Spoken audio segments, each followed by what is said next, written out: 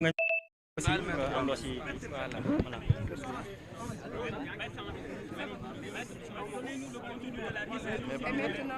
maintenant, l'arrivée de Maître Bamba Cissé qui va se prononcer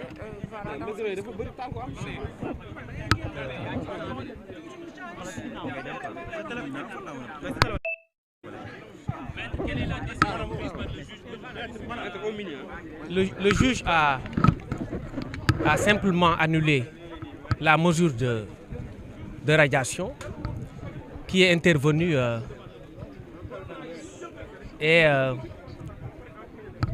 qui avait été prise par l'État du Sénégal contre Ousmane Sonko, et le juge a ordonné la réintégration d'Ousmane Sonko dans le fichier électoral. Nous remercions d'abord le peuple sénégalais,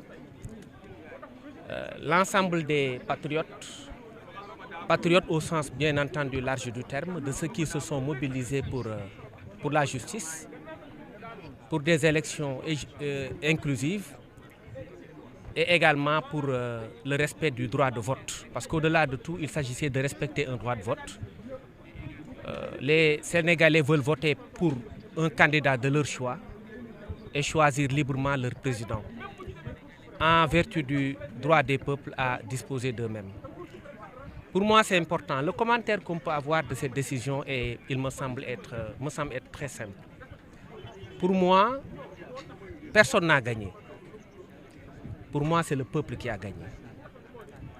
Le peuple au sens large du terme, tout le monde a gagné.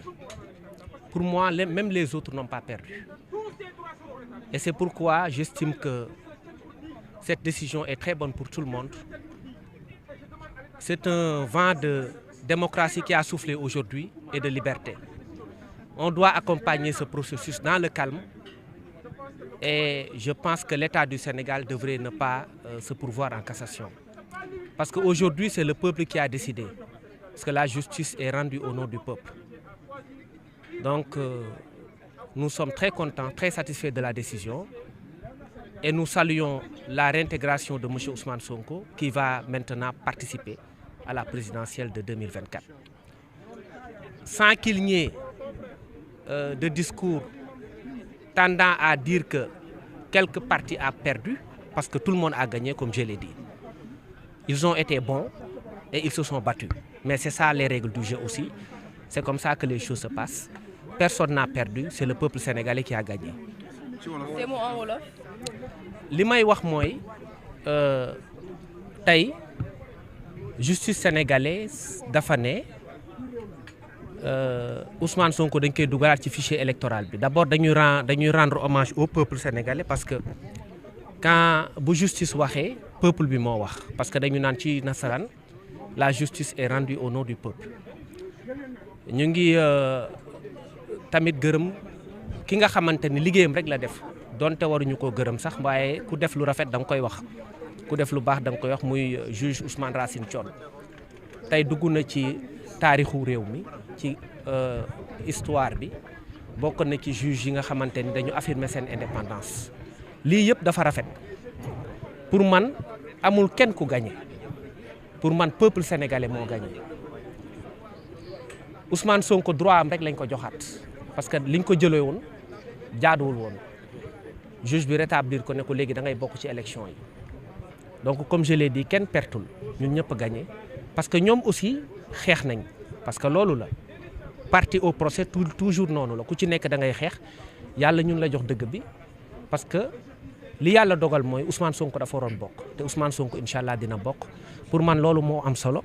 Maintenant li ñuy woote rek mooy Sénégal dafa toll ci taarixam ci point boo xam ne dañu war a waxtaan, dañu war a juboo nekk benn. Ousmane Sonko li ko dal métti na parce que yàgg na sonn, yàgg nañ ko wax, yàgg nañ ko xeex, yàgg nañ ko def loo xamante ni dafa métti, mais ku ne xam ne Ousmane Sonko du nit koo xam ne day fayu. Donc du nit koo xam ne dafa soxor. Li ma yàgg a wax rek, pense que président Macky Sall bu xamoon Ousmane Sonko du xeex ak moom, parce que Ousmane Sonko kenn gënu ko, du koo xam ne day fayu, du koo xam ne day jàpp nit di ko sonal, du koo xam ne day jàpp day jël nit ne doo bokk naa la jaay doole yooyu du Ousmane Sonko.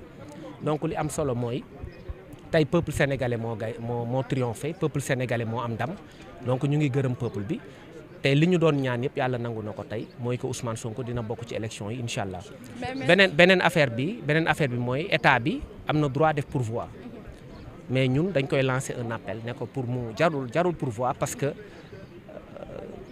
du sax mënuñu ko sax parce que jeex na mbir mi moom naka jekk jeex na parce que li Cour suprême waxoon loolu la juge bi rectifié donc point de cassation bi fàtt nañ ko ba pare donc jeex na amuñu benn chance pour man nañu dem ci kanam ñu ngi ñu joxe loxo ñu avancer après ñu organiser ay élections yoo xam ne fête lay doon parce que sénégalais loolu lañ xam.